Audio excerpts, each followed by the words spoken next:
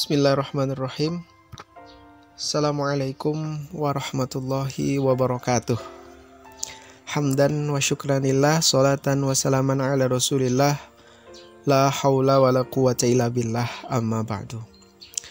Alhamdulillah, pada kesempatan hari ini kita bisa kembali melanjutkan perkuliahan ilmu akidah atau ilmu tauhid.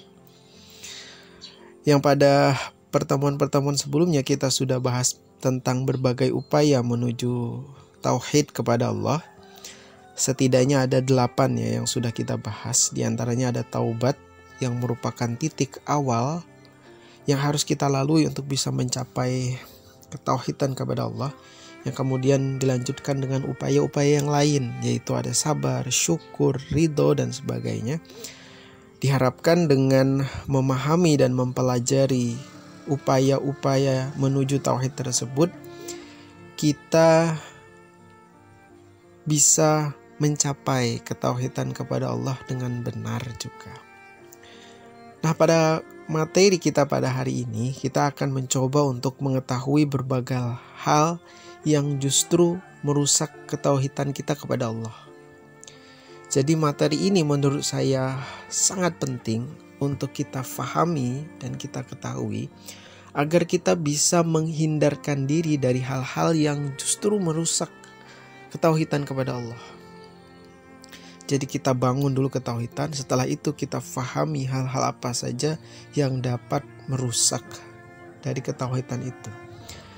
Kalau di pembahasan kita sebelumnya, kita membahas tentang upaya-upaya menuju tauhid itu agar kita bisa mempraktekannya di dalam kehidupan kita sehari-hari. Nah, sedangkan materi kita hari ini, yaitu hal-hal yang dapat merusak ketauhidan itu, tujuannya kita mengetahui agar kita bisa menjauhinya, atau kita berusaha untuk mengidentifikasi sifat-sifat atau perilaku tersebut di dalam diri kita, kemudian kita segera meninggalkannya. Nah, karena takutnya kita selama ini tidak tahu kalau perbuatan yang selama ini kita lakukan itu adalah salah dan justru menjauhkan diri kita kepada Allah. Nah, pada kesempatan hari ini, di bagian yang pertama ini, kita akan bahas satu persatu tentang berbagai hal yang merusak tauhid, yaitu diantaranya ada syirik, kufur, nifak, dan riddah.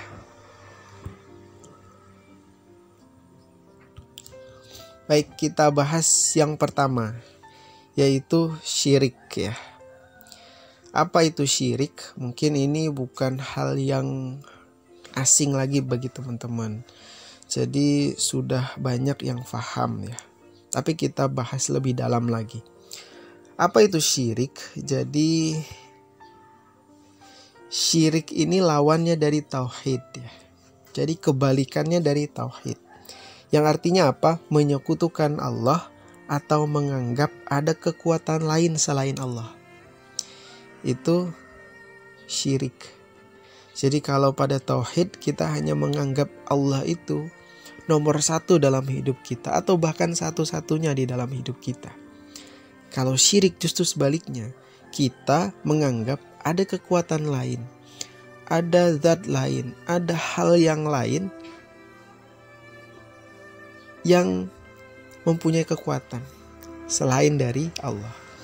Atau bahasa lainnya, kita menyekutukan Allah dengan sesuatu yang lain.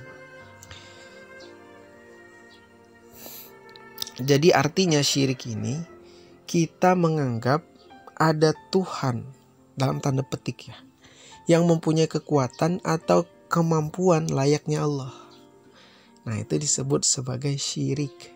Jadi kita menganggap bahwa ada benda yang entah itu bisa berupa batu atau cincin atau kalung dan sebagainya, yang bisa memberikan manfaat atau mudarat.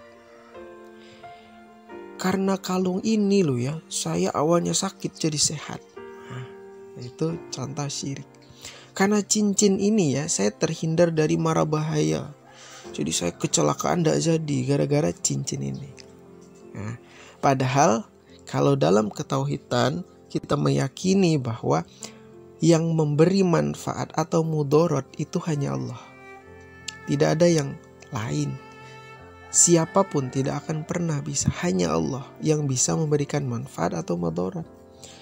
Nah, kalau kita melakukan hal itu, tadi kita mempercayai ada benda-benda, ada makhluk yang bisa memberikan manfaat atau mudarat, nah artinya kita telah menyekutukan Allah atau menduakan Allah dengan sesuatu yang lain. Kita menciptakan Tuhan baru selain Tuhan Allah. Jadi kita percaya yang memberikan manfaat dan mudarat itu tidak hanya Allah, tapi ada Tuhan yang lain. Nah, itu artinya kita sudah melakukan syirik. Atau contoh lain misalnya, yang lebih dalam lagi ini. Kita percaya bahwa karena usaha dan doa kita, akhirnya kita sampai pada titik ini. Misalnya kita bisa meraih prestasi, IPK-nya 4,0, bisa menang kompetisi apa gitu dan lain sebagainya. Kalau kita percaya bahwa karena usaha dan doa kita sesuatu itu terjadi, maka sejatinya kita telah melakukan syirik kepada Allah. Jadi seakan-akan kita yang mengatur dan menentukan hidup, bukan Allah. Seharusnya kalau kita bertauhid yang benar, kita percaya bahwa bukan karena usaha dan doa kita, namun karena Allah yang menghendaki, Allah yang menginginkan, maka kun fayakun. Jadi kata Allah, maka terjadilah.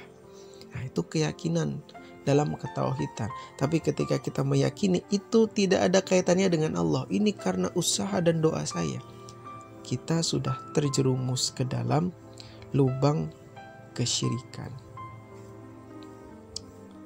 Nah, ini yang kadang kita tidak paham kalau kita telah melakukan kesyirikan. Jadi ini sering sekali kita lakukan, padahal itu adalah bentuk kesyirikan kepada Allah. Karena kita telah menciptakan Tuhan baru dalam hidup kita yang bisa memberikan manfaat atau mudarat. Dan Tuhan itu bisa berupa benda atau diri kita sendiri. Ketika ada merasa bahwa aku yang mampu, aku yang bisa, kita telah menciptakan Tuhan di dalam diri kita sebagai saingan dari Tuhannya Allah. Nah, sebagaimana tauhid ya, syirik ini terbagi dalam beberapa macam juga. Ada yang disebut dengan syirik rububiyah, syirik uluhiyah, syirik asma wa sifat. Jadi syirik rububiyah itu disebut juga sebagai syirik dalam perbuatannya. Artinya kita meyakini bahwa ada sesuatu yang lain yang bisa menciptakan, memiliki, mengelola, mengatur, atau bahkan memberikan rezeki di dunia ini selain Allah. Padahal kita sudah bahas di pertemuan kita di awal-awal tentang macam-macam tauhid. Dalam tauhid rububiyah kita hanya meyakini bahwa segala penciptaan, kepemilikan, pengurusan, pengelolaan alam semesta beserta seluruh isinya yang memberi dan mencukupi rezeki itu hanya Allah. Tidak ada yang lain.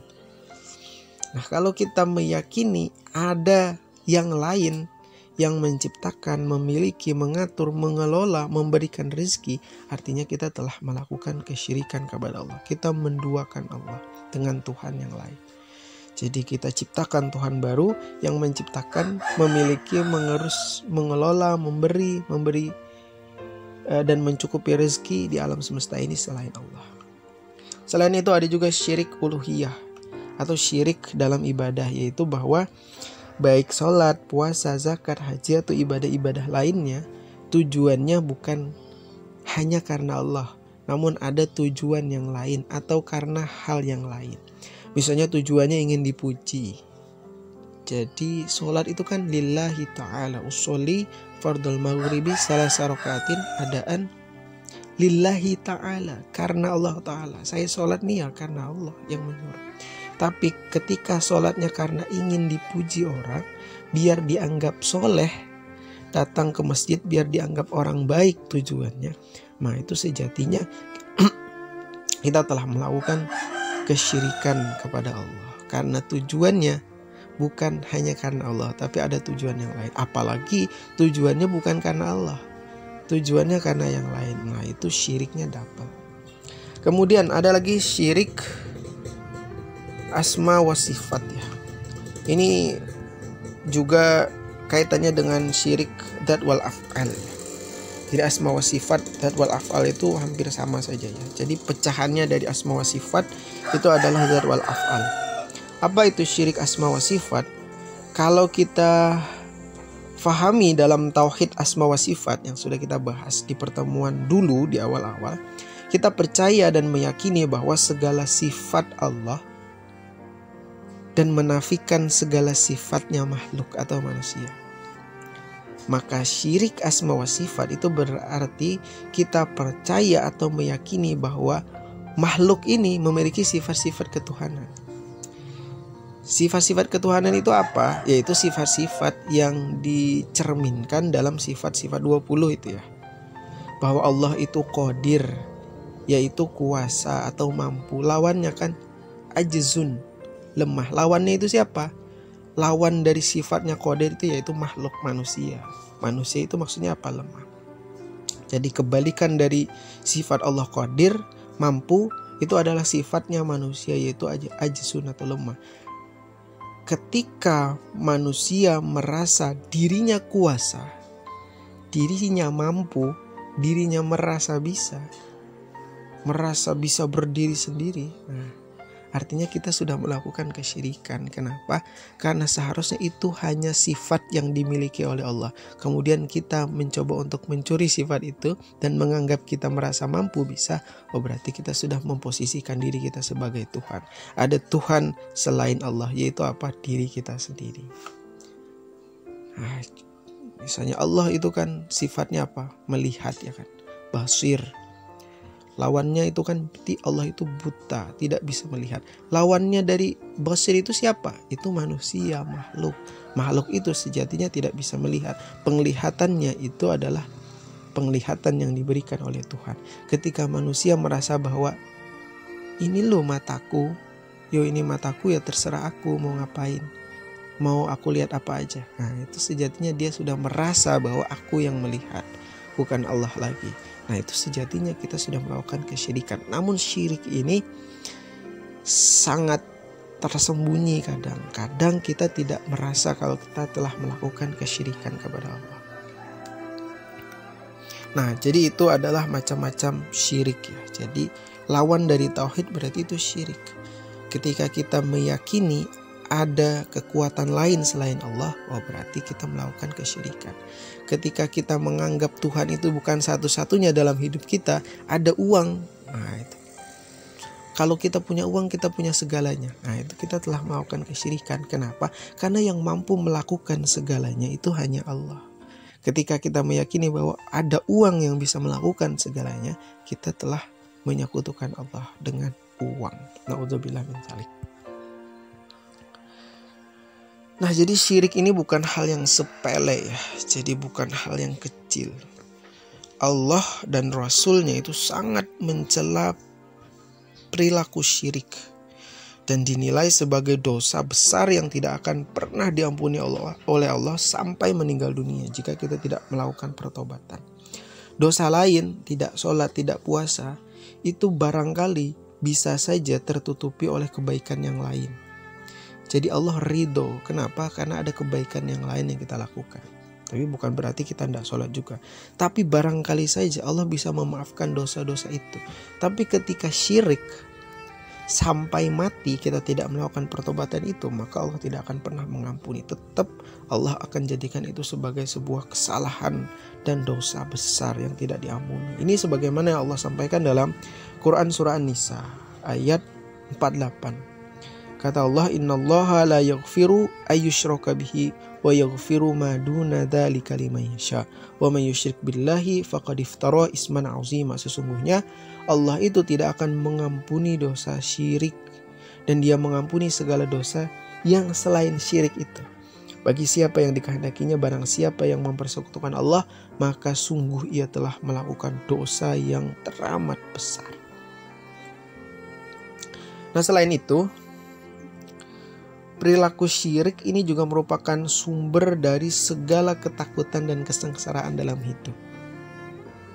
Jadi segala ketakutan, kekhawatiran, ketidakbahagiaan, kesengsaraan, dan lain sebagainya itu sejatinya sumber dari kesyirikan. Ketika kita melakukan kesyirikan, maka perasaan-perasaan itu akan muncul, takut, khawatir, dan sebagainya. Kenapa?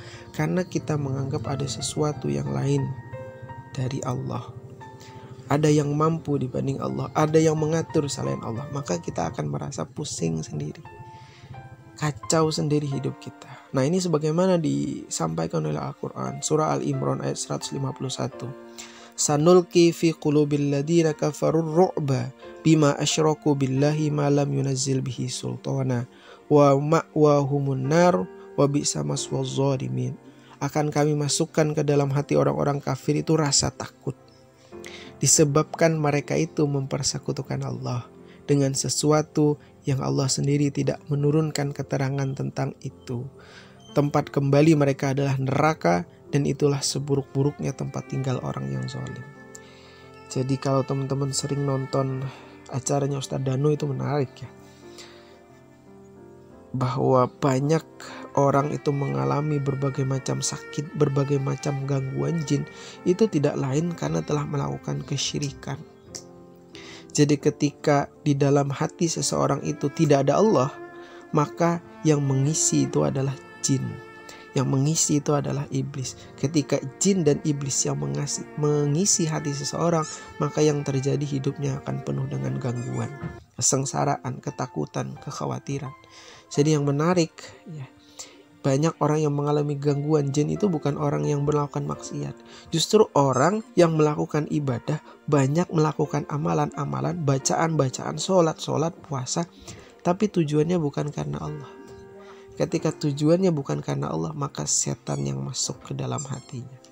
Akhirnya apa? Dia diganggu. Pintunya dibuka, kemudian jin pun masuk, iblis pun masuk ke dalam hatinya. Nah, jadi jangan sampai melakukan apapun itu bukan karena Allah. Sholatnya, puasanya, zikirnya, ibadahnya, ketika itu bukan Allah, hati-hati. Kita telah melakukan kesyirikan, dan itu tempatnya iblis yang akan bersemayam di dalam hati kita. Nah, itu kaitannya dengan syirik ya. Selanjutnya, kufur. Jadi ini hal-hal yang merusak tauhid. Yang selanjutnya adalah kufur. Jadi kufur itu lawan dari syukur. Jadi syirik itu kan lawannya dari tauhid. Kalau kufur ini lawannya dari syukur. Jadi kalau syukur itu kan upaya untuk menampakkan rasa terima kasih atas nikmat-nikmat dan kehendak Allah kepada kita. Kita ungkapkan itu melalui lisan, hati, atau perbuatan. Nah, sedangkan kufur ini secara bahasa itu artinya menyembunyikan atau menutupi. Nah, kalau secara syar'i, kufur ini terbagi ke dalam beberapa macam. Ada yang disebut dengan kufur ilahiyah, kufur nubuwah, kufur perintah, dan kufur nikmat. Nah, semuanya ini merupakan bentuk penyembunyian atau menutupi dari segala nikmat dan ketentuan dari Allah. Ditutupinya. Nah, itu namanya orang yang kufur. Kalau syukur, dia tampakkan ke permukaan. Kalau ini nikmat Allah, ini kehendaknya Allah, dia tampakkan ke permukaan bahwa ini adalah kehendaknya Allah. Orang kufur justru menyembunyikan dan menutupi itu di dalam dirinya. Dia tidak mengakuinya. Nah, apa saja yang disebut dengan kufur? Pertama, kufur ilahiyah.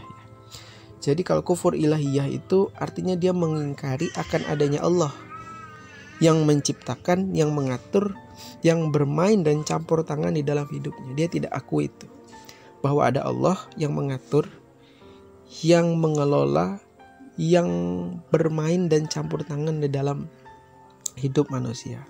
Anda ini rezeki ini karena usaha saya. Nah, itu dia tidak mengakui bahwa ada Allah di dalam hidupnya.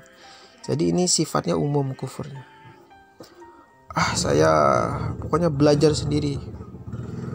Pasti karena saya belajar, IPK saya pasti tinggi. Nah, dia tidak meyakini bahwa atau tidak melibatkan Allah di dalam hidupnya.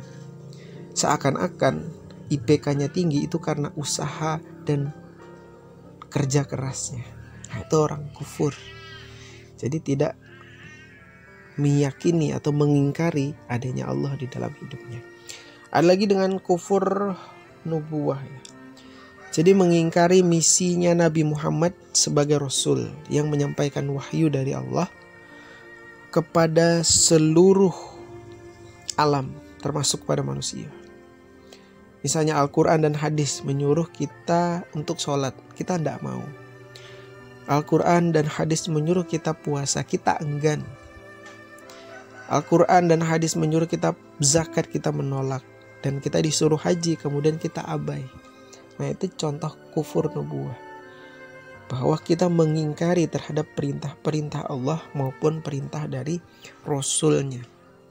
Kemudian selanjutnya ada lagi kufur nikmat ya. Kufur perintah ini tadi kaitannya hampir mirip dengan kufur nubuwah.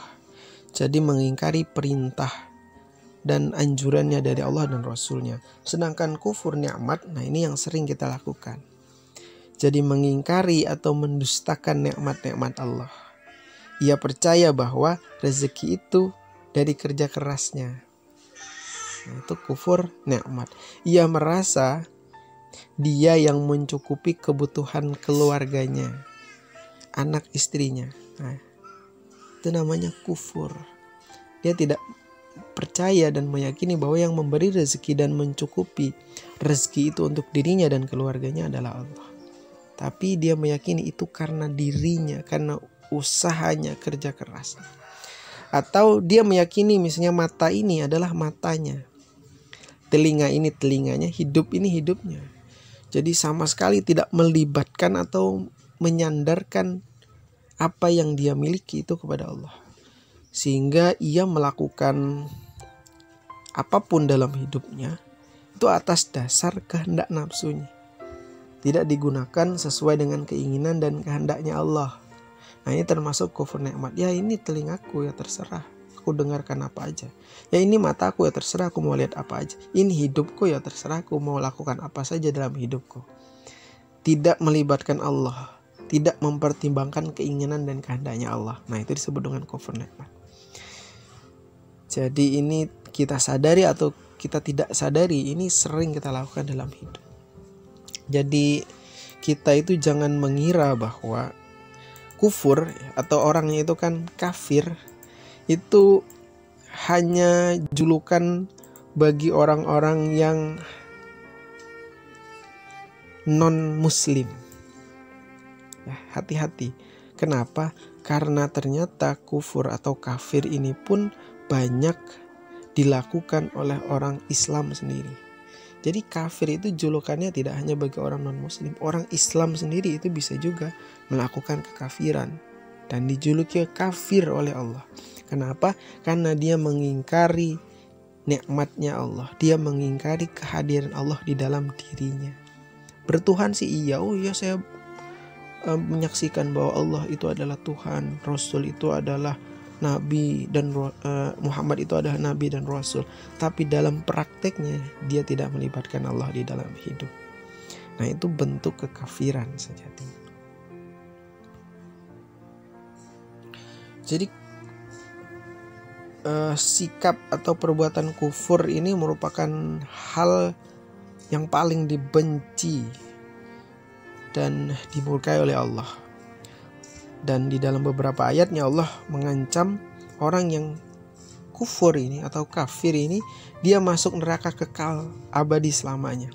Ini sebagaimana Allah jelaskan dalam Quran surah Al-Bayyinah ayat 6, Ibrahim ayat 7. Dalam surah Al-Bayyinah itu kan juz terakhir 30 dijelaskan innal ladzina kafaru min ahlil kitabi wal musyrikina fi nari jahannam khalidina fiha. Bahwa orang-orang kafir itu dari ahli kitab dan orang-orang musyrik itu mereka di dalam neraka jahanam abadi selamanya. Kemudian dalam Quran surah Ibrahim ayat 7, wa itadana rabbuka la in syakartum la azidannakum wa la in kafartum inna adzabi lasyadid. Wa ita'adana rabbukum, dan ketika Allah itu memaklumatkan bahwa sesungguhnya la in syakartum, jika kamu bersyukur, la azidanakum, pasti aku akan tambah nikmat. Wala in kafartum, jika kamu kafir mengingkari nikmatku, kata Allah. Ini tidak hanya bagi orang non muslim, ini berlaku bagi orang Islam juga. Inna adzabi lasyadid, bahwa adabku itu sangatlah pedih. Nah, selain itu, kufur itu juga ternyata menjadikan amal ibadah seseorang di dunia itu menjadi sia-sia nanti kelak di akhirat. Nah, ini sebagaimana dijelaskan oleh Al-Quran dalam surah Ibrahim ayat 18. Mathalul ladzina kafaru bi rabbihim a'maluhum karomadin ishtaddat bihir rihu fi yawmin 'asif la yaqdiruna mimma kasabu 'ala syai' dzalika huwad dhalalul ba'id. Jadi orang-orang kafir kepada Tuhannya, amalan-amalan mereka itu seperti abu yang ditiup angin dengan keras. Pada suatu hari yang berangin kencang, mereka tidak dapat mengambil manfaat sedikit pun dari apa yang telah mereka usahakan.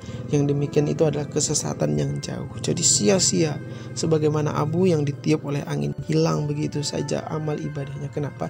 Karena dia kafir, tidak mengakui Allah di dalam hidupnya, tidak melibatkan Allah di dalam hidupnya, tidak meyakini bahwa Allah itu tidak berperan dalam hidupnya.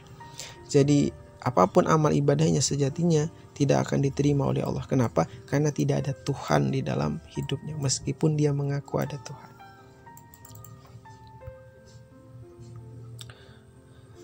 Baik, hal yang merusak tauhid yang ketiga yaitu adalah nifaq. Nifaq itu perilakunya. Orangnya itu yang kita kenal apa? Munafik ya. Jadi munafik itu orangnya, fa'ilnya, sedangkan nifak itu perilakunya, perbuatannya. Nah, apa itu nifak? Nifak itu secara bahasa artinya menyembunyikan, sama ya dengan kafir juga. Itu menyembunyikan, atau dalam istilah itu berarti ketidaksesuaian antara lisan atau perbuatan dengan hatinya. Nah, itu orang munafik namanya. Lisannya, perbuatannya tidak sesuai dengan hatinya. Lisannya berkata saya cinta, tapi hatinya sebenarnya tidak sama sekali. Nah, itu namanya munafik. Bilangnya inna sholati wa nusuki wa mahyaya wa mamati lillahi rabbil alamin, bahwa sholatku, ibadahku, hidupku, matiku karena Allah. Tapi faktanya, realitanya, sholatnya ke masjid berjamaah itu karena ingin dibilang alim oleh masyarakat. Ibadahnya karena ingin banyak rezeki, bukan karena Allah. Jadi ibadahnya itu untuk apa? Untuk surga. Agar apa? Agar jauh dari neraka. Jadi bukan karena Allah tujuannya, tapi karena cinta surga dan ingin jauh dari neraka. Hidup matinya dipersembahkan justru untuk nafsunya. Jadi menjilat orang kaya, menjilat pejabat. Nah, itu namanya orang munafik. Lisannya mengatakan inna sholati wa nusuki wa mahyaya wa mamati lillahi rabbil alamin, tapi faktanya tidak sesuai dengan apa yang dia ungkapkan. Nah, biar kita lebih jelas memahami tentang nifak ini, kita bahas lebih detail ya, bahwa nifak ini oleh para ulama dibagi menjadi dua macam, yaitu nifak amali atau nifak dalam hal perbuatan, dan nifak i'tiqadi, nifak dalam hal keyakinan. Nifak amali itu sebagaimana yang disampaikan Nabi ya dalam hadisnya, bahwa ayatul munafik salas, bahwa ciri atau tanda-tanda orang munafik itu ada 3. Itu kan apa?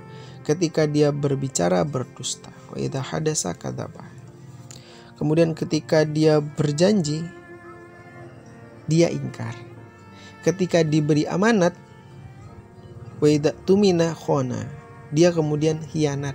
Nah, itu cirinya orang munafik. Iya sih bilangnya A, tapi faktanya B. Kayak tadi, misalnya bilangnya dalam sholat itu kan membaca Fatihah, iyyaka na'budu wa iyyaka nasta'in, ya Allah hanya kepadamu, ya Allah aku menyembah, hanya kepadamu aku memohon pertolongan. Tapi faktanya, realitanya, buktinya dia malah menyembah para pejabat, orang-orang kaya, memohon dan meminta perlindungannya itu sama orang lain, bukan sama Allah. Nah, itu namanya orang yang munafik dari segi perbuatannya. Ngomongnya Islam, tapi faktanya dia mengingkari Islam itu sendiri. Nah, itu munafik ya, perbuatan. Ada juga yang disebut dengan munafik i'tiqadi, munafik dari segi keyakinan. Hatinya bilang Islam, dia bilang saya ini beriman, tapi nyatanya tidak. Nah, ini yang kerap terjadi pada zaman Rasulullah dan pada zaman sahabat. Jadi karena takut diperangi, takut dibunuh, takut disiksa, takut lain sebagainya, atau karena tujuan yang lain untuk memata-matai Islam, orang-orang kafir kemudian mengaku berislam, bersyahadat lisannya, tapi hatinya tetap dalam kekafiran. Ini yang kemudian di dalam hadis Nabi itu kan disuruh untuk dibunuh. Orang munafik itu disuruh dibunuh. Munafik yang i'tiqadi, munafik dalam hal keyakinan. Kenapa? Karena sejati mereka ini bukan orang Islam. Mereka mengaku Islam, tujuannya justru untuk merusak Islam. Pada zaman Nabi disuruh dibunuh. Tapi saat ini itu tidak berlaku. Pada saat ini orang munafik tidak begitu. Kemudian kamu munafik, halal darahnya dibunuh. Enggak. Munafik saat ini emang dia masih Islam, hanya saja lisannya tidak sesuai dengan perbuatannya. Walaupun masih dalam lingkaran Islam, masih Islam, memang orangnya masih meyakini Allah, meyakini Rasul, hanya saja dalam perbuatannya tidak sesuai dengan perkataan. Nah, ini pembagian nifak ya. Dan nifak amali dan nifak i'tiqadi.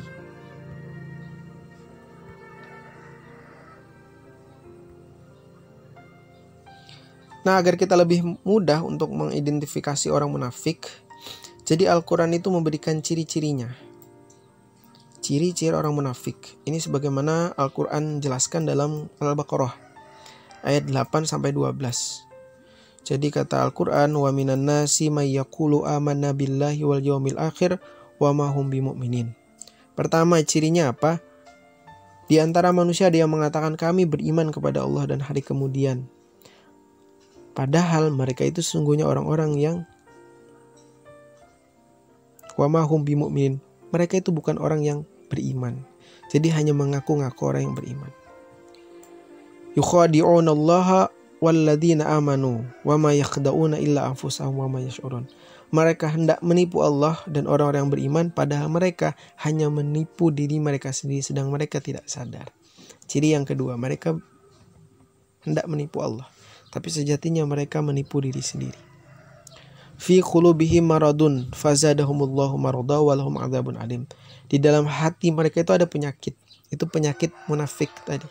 Lalu ditambah Allah penyakitnya, ditambah Allah semakin menjadi-jadi kemunafikannya, dan bagi mereka siksa yang pedih disebabkan karena mereka berdusta.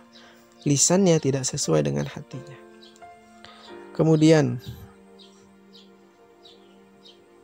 wa idza qila lahum la tufsidu fil ardi qalu innama nahnu muslihun ala innahum humul mufsiduna walakin la yash'urun. Nah, ini ciri orang munafik selanjutnya kata Al-Quran. Apa?